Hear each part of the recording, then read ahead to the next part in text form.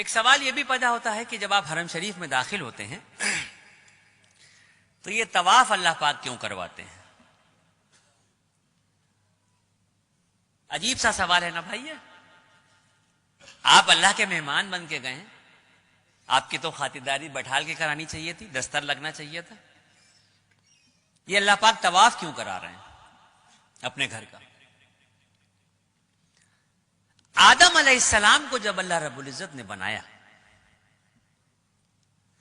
فرشتوں کو جب یہ حکم دیا کہ آدم کو سجدہ کرو, اللہ رب العزت نے آدم علیہ السلام کا اور فرشتوں کا ذہنی اعتبار سے مقابلہ کروایا, اور اس ذہنی اعتبار کے مقابلے میں آدم علیہ السلام کی جیت ہوئی, اور فرشتوں نے 7ویں آسمان پہ بیت المعمور کے نام سے اللہ کا ایک گھر ہے اس کا طواف کیا. جب اس کا طواف کیا تو اللہ رب العزت کو یہ ادا بہت پسند آئی, اور اسی وقت جبرائیل علیہ السلام کو یہ حکم دیا گیا کہ آدم کو لے کے زمین پہ جاؤ اور بیت المعمور کے ٹھیک نیچے روئے زمین پر میرے ایک گھر کی تعمیر کرو, تاکہ میرے بندے اگر مجھ سے اپنے عشق کا اظہار کرنا چاہیں یا اپنی کسی غلطی کا کفارہ دینا چاہیں تو میرے گھر کا طواف کریں. اگر مجھ سے اپنے عشق کا اظہار کرنا چاہیں یا اپنی کسی غلطی کا کفارہ دینا چاہیں تو میرے اس گھر کا طواف کریں. اور سن لیجئے, ہم جو اللہ کی اشرف المخلوق ہیں, ہماری جب تک سانس چل رہی ہے آپشن کھلے ہوئے ہیں ہمارے سامنے. ہم زندگی میں جتنی بار چاہیں مکہ شریف جائیں, جتنی بار چاہیں حرم شریف جائیں, اور جتنا چاہیں اتنا طواف کریں. لیکن وہ جو بیت المعمور کے نام سے اللہ کا گھر ہے جس کے فرشتے صرف طواف کرتے ہیں, تو 70,000 فرشتے روز اس گھر کا طواف کرتے ہیں, اور ایک بار جو فرشتہ طواف کر رہا ہے قیامت تک اس کا دوبارہ نمبر نہیں آئے گا.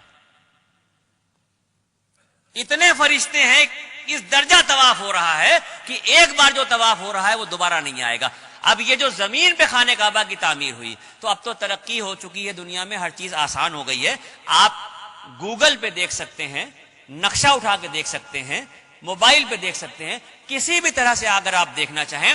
آپ گوگل کے نقشے پہ جا کے دنیا کا نقشہ ڈالیے, اور دنیا کے نقشے پہ جب آپ دیکھیں گے تو پوری دنیا آپ کو گول دکھائی دے گی. یہ تو نقشے کے دیکھے بغیر بھی سب کو پتا ہے کہ دنیا گول ہے.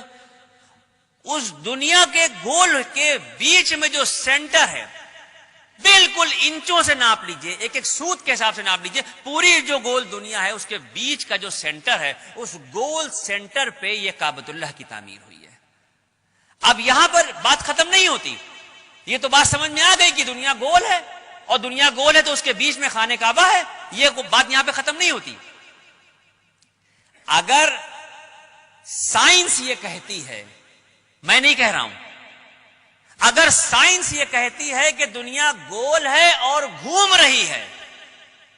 تو پھر میرا ایمان یہ کہتا ہے کہ مذہب و ملت کی پرواہ کیے بغیر اس دنیا کا ہر شخص کعبۃ اللہ کا طواف کر رہا ہے.